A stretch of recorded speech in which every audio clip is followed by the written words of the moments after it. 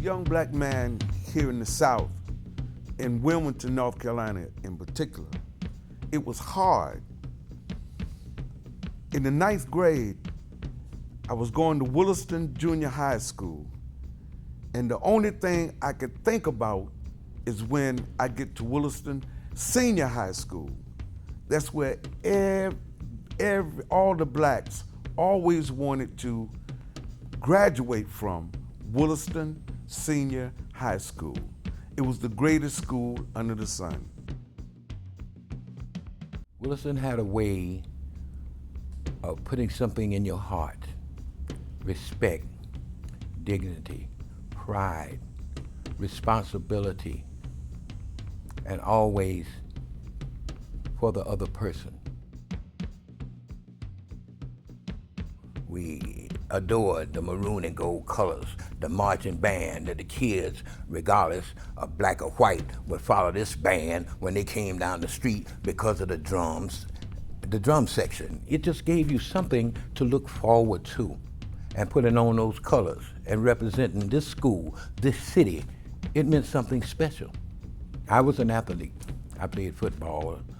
I was one of the best tackles in the state of North Carolina, and an all-state offensive center. I excelled in football because I enjoyed it. Maybe it was the physicality of the game, but we had stars at any rate. You know, we turning out guys like Sam Bowens, Meadowlark, Lemon, you understand what I'm saying? And quite as it's kept, Althea Gibson attended Williston. You know, so that speaks for itself. These people went on to professional heights in life, all provided by the greatest school under the sun. My goals was to be one day one of the best musicians out here in America. And if, as I got older, I began to think about becoming a lawyer or a doctor. At Williston, we were all like a family. It was a very devastating thing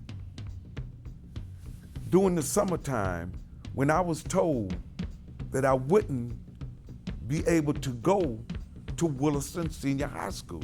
It would have been awesome for Willie Vereen to have graduated from such a place. And all of a sudden, my dreams were shattered when I had to go to an all-white school.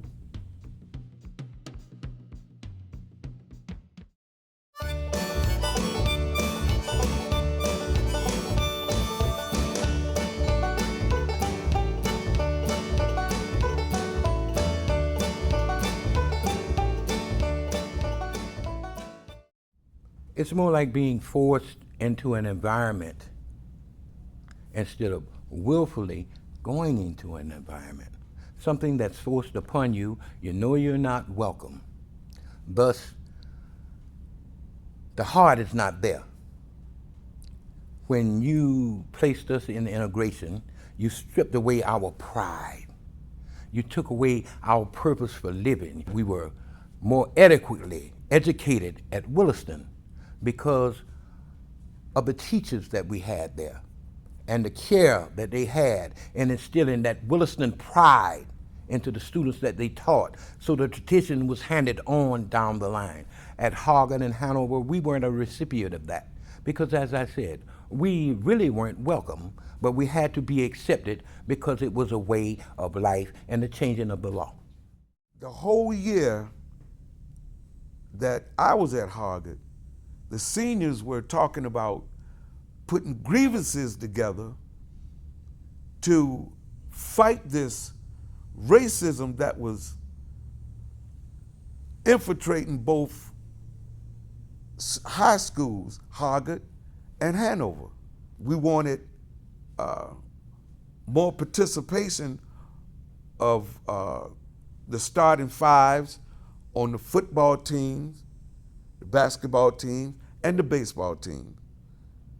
The ones that were the starting fives should get the scholarships instead of the whites that never played in none of the games. The grievances pertain to every time anything arose between black or white. We always got the short end of the stick In other words, we were the only ones being suspended, expelled, sent away from school. Now, how is it that every altercation can arise and the same result happens on every occasion? Surely this is not justice. What happened to freedom?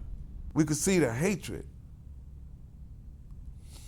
The students decided that they would put together grievances to better the conditions in these schools. One of the most important grievances was the Black history classes that we wanted. And the reason for that is we had already learned about the rebellion of 1898, where they pulled a coup d'etat here in Wilmington, North Carolina. They took the land, they took the positions that Black people held. We want to make sure it didn't happen again. Organized boycott of both schools and Williston Junior High School. And we all met at Gregory Congregational Church on Nunn Street. Reverend Templeton and his wife was deeply concerned about the students' grievances and how far they had gotten. And the most important thing is that Reverend Templeton opened the doors for the students. The boycott was a 100% participation from Hargett High School, Hanover High School, and Williston Junior High School. We met over to Gregory Congregational Church.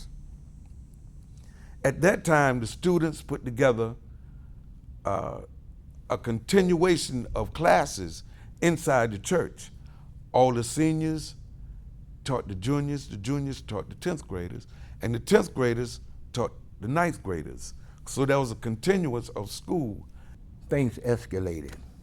Like I said, we started out peaceful, and after Ben came to Wilmington, labeled Ben as a troublemaker.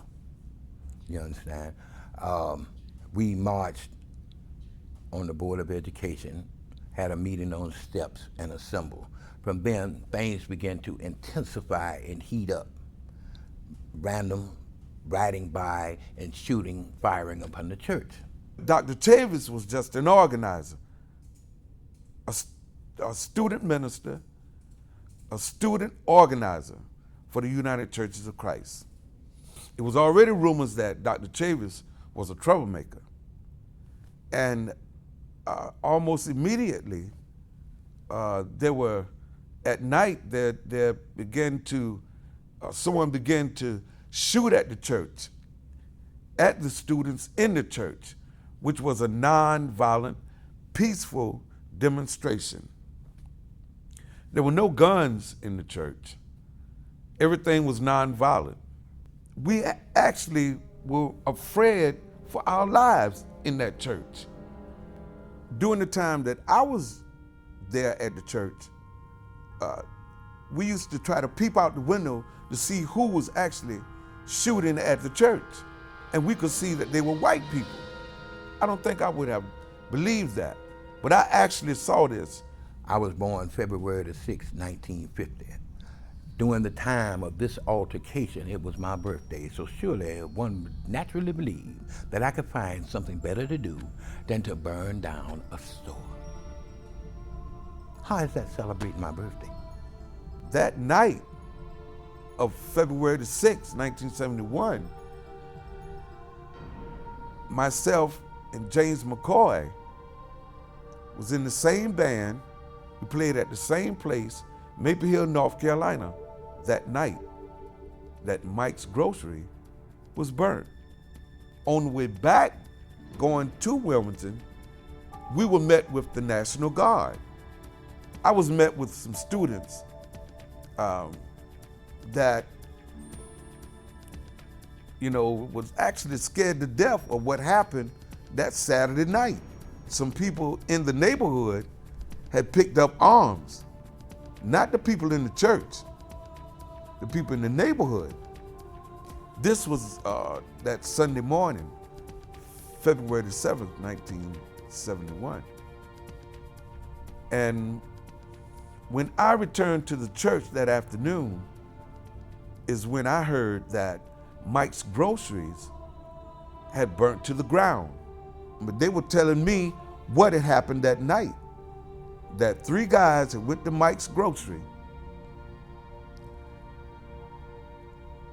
People that had nothing to do with the boycott that was going on at the church, the peaceful demonstration that was going on at the church.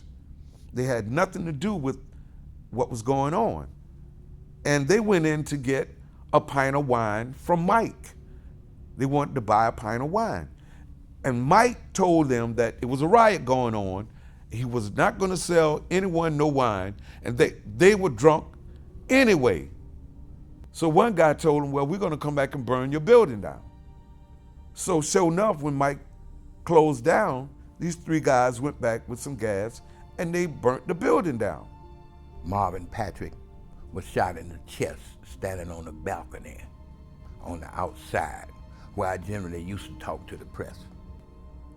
A young student by the name of Stevenson Mitchell was helping the lady next door of the burning grocery store to get her stuff out of her house just in case her house would burn down too. And at that time, the police officers decided that they were going to shoot this student and kill the student. And his name was Stevenson Mitchell. Now, a student was killed behind this, and another gentleman by the name of Crummy was killed by this peaceful demonstration that could have been handled in a different manner, in a very peaceful manner. They rolled up on the church, the National Guard, as if we were some form of vigilantes, searched the church looking for fire bombs and arms, which they found none.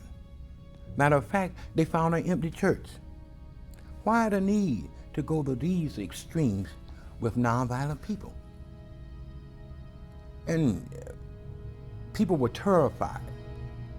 You roll on this church, a house of God, armed to fight a full-scale war, armored personnel carriers, tanks, troops. For what?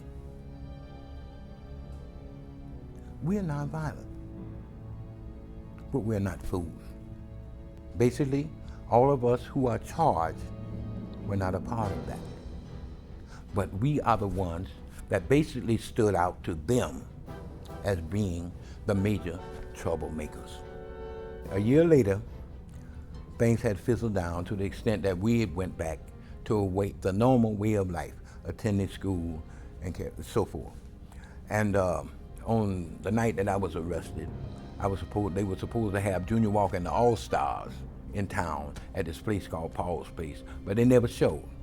So I left hanging out on the corner with the fellas and went home. Upon arriving home, I got into bed and a knock came on the door. And my father, who was alive at the time, answered the door. And they said, we have a warrant for your son's arrest. And my daddy said, well, what did he do? What did he do? What did he do? And look, and sheriffs were everywhere. The house was surrounded. So they come in and take me out. And upon coming out, my family, all of them are hysterical now. What in the world? You understand me? Cars are lined up from the middle of the block between 11th and 12th on Dawson to the middle of the block between 11th and 10th. Sheriff cars, detective cars, police cars. They had their rifles pointed at my sister and my niece in the room, and they had flipped the bed over and had them at bay. And as I walked through the next door or bedroom, they had my 2 brothers, they had them held at bay, had the bed turned upside down. I know they were scared to death, because I know I was scared to death. When I got to the front room, my father still had my mother down on the floor. She was crying, begging them to leave and leave me alone. I'm just an ordinary guy, striving to have an education and perfect my dream of being a football player. My brother said I broke my father's heart because that didn't transpire. And this is the result of taking a stand as a man for what I believe in and trying to right some of the wrong that has been done to this race of people through integration. We're put in jail. The bonds are excessive. The first trial, the jury was 10 blacks, 2 whites. 2 of the 3 alternates, I think, were black. J. Stroud, the prosecutor, claimed to have gotten sick from the water that the judge was drinking, the defense attorneys, and himself. So enter Alan Cobb, the chief DA, to seek a mistrial because of his unfamiliarity with this case, granted a mistrial. This time around, the jury reversed. 10 whites, 2 blacks, white alternates. Parade of evidence, mainly photographs bearing no firebombs, no pictures of the Wilmington 10 with firebombs or bearing arms. None. The trial was a coercion of criminals against innocent people. Alan Ray Hall, they had for some crimes, who they coerced, wined and dined at the Holiday Inn on Rifle Beach to testify against us, the Wilmington 10. Jerome Mitchell, convicted murderer in a taxicab robbery, and a child by the name of Eric Julius, whom they rewarded, J. Stroud, a moped for a Christmas present for his testimony against us. Thus you ruin the lives of 11 people. Rigor mortis set in because we were expecting to be found not guilty, because pertaining to the evidence that was presented, we should have been found not guilty. They found us guilty on all counts. God be my secret judge. Whew. The first person that was sentenced was Willie Earl. And he got 23 to 25, I think, and 3 to 5 concurrent. And a scream went out from his family, his mother, in the courtroom. Oh no. And the people burst out in tears. Our dreams were now shattered. We were hurt because we looked to walk away because they had nothing. But this willful conspiracy was locking us away. My sentence, 28 to 31 years, 24 to 26, and 4 to 5. Here I am, 22 years old, never been to prison in my life. I'm hurt. The cries go out of the people who are touched, families and friends, at the outcome being just the opposite of what everyone knew that it should have been. We are devastated.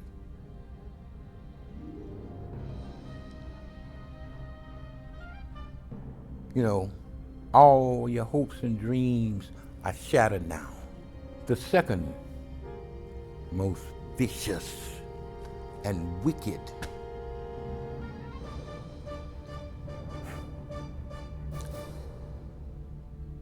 thing that happened in the state of North Carolina. First, the 1898 riots. Secondly, the conspiracy to lock away the Wilmington 10 collectively by the governing officials of the state of North Carolina.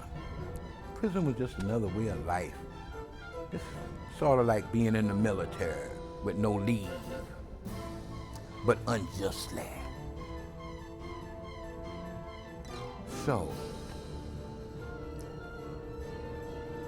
I think it was more like bend, but don't break. You have to accept that which is and live through it so that you can go back home, because deep down inside your heart and in your subconscious mind, you know that one day you'll be vindicated. God rest Joe Wright, deceased. God rest Jerry Jacobs, deceased. Wayne Moore, Reginald Epps, Willie Earl Vereen, James McCoy, Marvin Patrick, Connie TINDALL. I believe the cry went out overseas to the tone of, I think Carter was the president, releasing political prisoners. And the response came back from Amnesty International. You talk political prisoners. You want political prisoners released? What about the Wilmington 10? They're political prisoners in your country, your own kind. You haven't released them. What about them? And I think they played a significant role in us being bonded because of the pressure from overseas. The damage has been done now. We are jubilant because vindication has come. So we step out feeling good that we've all survived this dilemma, to return to society, the town of our birth, to find out that we are cherished by some and despised by others. A child is raised to be a man, and if a man does not stand for what he believes in, what will he stand for? Why would you dare hold this against me? For standing for what I believe, for the gross injustices that has been dealt us, for the hand that we played fully to the end and lost on every turn except for being released. I got to take a stand for me first, for my family, for my race, for my kind. And if that's wrong, then I'm sorry.